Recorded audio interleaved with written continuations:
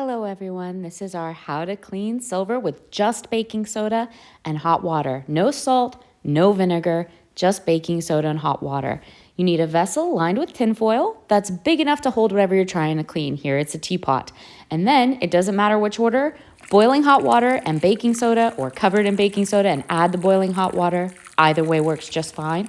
Let me say this, when you're doing this chemical reaction, which actually removes an ion, which is the sulfide in silver sulfide, which is what the tarnish on silver is, it removes that dirty ion of tarnish, that sulfide, onto the tinfoil. That's the chemical reaction that's taking place, and it works wonderfully.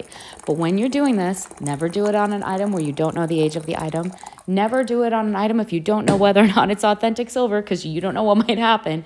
And never do it on an item if you do not know whether or not the baking soda might be too abrasive and damage the finish of the item you're working with. It's just important to keep that in mind. Okay, so I flipped it over at one point here so that I could start to by moving it around in the water a bit so that we could get all of it in there without having to do 4 more water pours. Let's see how we did. There you go. That's the same one. Isn't that amazing? Look how dirty the water is.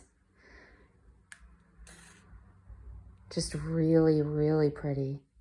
And that worked really well. It doesn't always work this well, this method, but so without any scrubbing or scratching or application of any cleaning tools, you've already got a beautiful gleaming silver like new teapot holder. So this right here is the teapot. You see it?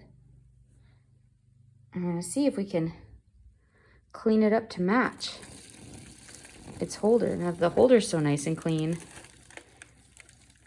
And like I said, we don't always do this. We don't always remove the patina from these objects. We don't always clean them.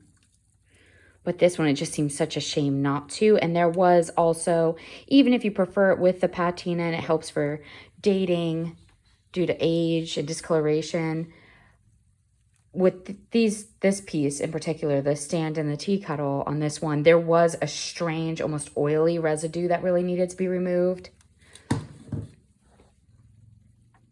So I'm gonna let this sit and then move it around again like I did the other one, probably flip it upside down in the water, and then we'll take it out for the big reveal and see how it turns out. Okay, so pull back here. There you go. Wow. It's gonna be full of water here. I gotta make sure I don't pour water out of this top everywhere because it's probably full of water. Let's see if we can get some of that out of there real quick. Just don't want it all over the counter. There we go. Wow. So, big reveal. Again, worked really well on this piece. It's got some baking powder residue up top there. To rinse that off real quick. And again, see how dirty the water is, but just that worked really well.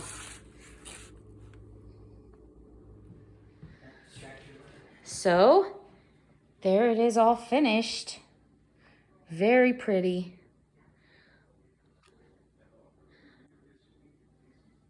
Gave it the Downton Abbey treatment. William and I actually took, that's what we call when we take silver cleaning cloths, like jewelry, silver cleaning cloths to things and really polish silver until, you know, the servants would rebel because their fingers turn black like ours. But this one just, it's so beautiful. We wanted to really clean up just the details on the little clawed feet, all the little finial work. Just super, super pretty here. And there she is, finished. Just amazing piece here once she's cleaned up. So there you have it. That's the after of the before and after. And I think we made the right decision on cleaning this one. It was really, this just really benefited from some good silver maintenance. Quick thing I forgot to mention, this method takes about 25 to 35 minutes of the object sitting inside the boiling hot water with baking soda.